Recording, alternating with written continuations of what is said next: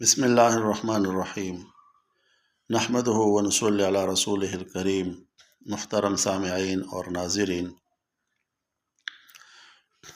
عید الاضحیٰ بڑی عید کے دنوں میں ناخن اور بال کاٹنے کے بارے میں ایک اہم مسئلہ آپ کے سامنے پیش کرتا ہوں۔ وہ یہ ہے کہ حدیث شریف میں باقاعدہ آتا ہے کہ جو آدمی ذی الحجہ جو اسلامی مہینہ ہے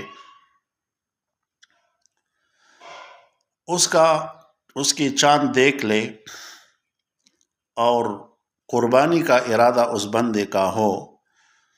اور اس کو اللہ پاک نے طاقت اور قوت دیا ہوا ہو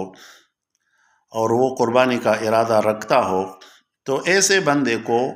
ان 10 دن میں یعنی ذی الحجہ کی پہلی تاریخ سے لے کر عید کے دن تک، قربانی تک، یہ آدمی ناخن اور بال وہ نہیں کاٹے گا۔ جب عید اور قربانی ہو جائے تو پھر قربانی کے بعد یہ ناخن اور بال کاٹ سکتا ہے۔ اگر بالفرض کوئی آدمی ناخن اور بال کاٹ بھی دے تو بھی اس پر کوئی گناہ نہیں ہے،